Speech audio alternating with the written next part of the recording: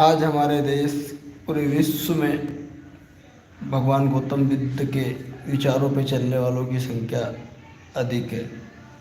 भगवान गौतम बुद्ध ने अपने उपदेशों में कहा है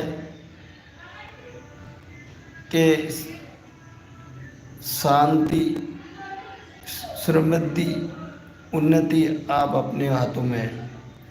अपने मन को इतना दृढ़ निश्चय से शक्तिशाली बनाइए जिससे आप सभी विपत्तियों से विजय प्राप्त कर सकें। दया का भाव आपके अंदर होना चाहिए, स्नेह होना चाहिए, पशु पक्षी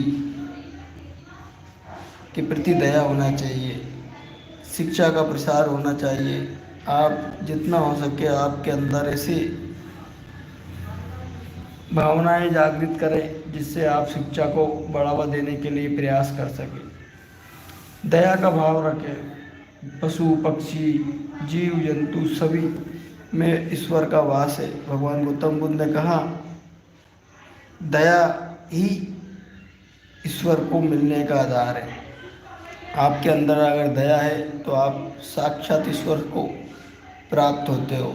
अगर आपके अंदर दया का भाव नहीं है तो आप ईश्वर के पास होने के बाद भी आप उनसे नहीं मिल सकते।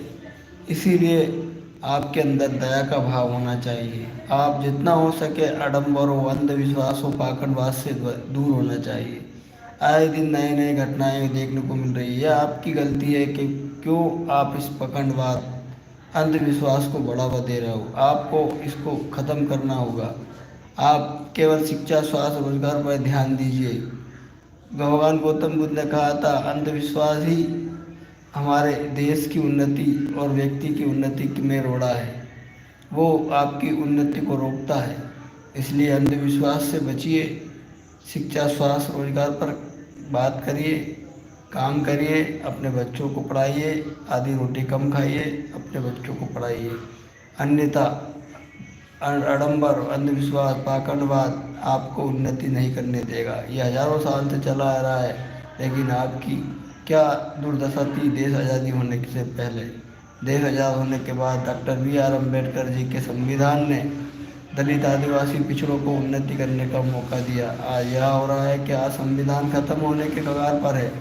आपको समझना होगा, आपको जाति धर्म में बांट दिया गया है। आपके बच्चों को शिक्षा, स्वास्थ्य, रोजगार से वंचित करने का षड्यंत्र किया जा रहा है। सरकारी स्कूलों को बंद किया जा रहा है। क्या सरकारी स्कूल बंद होने के बाद दलित, आदिवासी, मजदूर, किसान, पिछड़ों के बच्चे शिक्षा ग्रहण कर पाएंगे? क्या वो प्राइवेट स्कूलों में इतनी महंगी शिक्षा को प्राप्त कर पाएंगे? नहीं कर पाएंगे, क्योंकि उनकी जीविका मजदूरी से चलती है। और मजदूरी से आप केवल शिक्षा, स्वास्थ्य, रोजगार की बातें सपना ही समझो, जबकि मजदूरी से केवल 2 वक्त की रोटी ही बड़ी मुश्किल से मिल पाती है।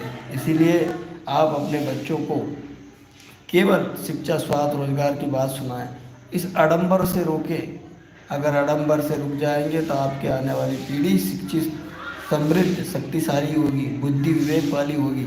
इसीलिए आपको अपने आने वाले भविष्य को ध्यान में रखते हुए अपने बच्चों को शिक्षा से जोड़ें। किसी के बहकावे में ना आए। शिक्षा बहुत ज़रूरी है। अंधविश्वास, पाखंडवाद, जाति धर्म, ऊंच नीच की बातों में उलझा कर आपको वंचित किया जा रहा है। और अगर शिक्षा नहीं ग्रहण कर पाए तो आने वाले समय में आपको बहुत बड़ी समस्याओं का सामना करना पड़ेगा। हमारा यही निवेदन है कि आप शिक्षा को महत्व दें, अपने लोगों को जागरूक करें, पाखंडवाद, अंधविश्वास से बचाएं। जय हिंद, जय भारत, नमो बुद्धाय।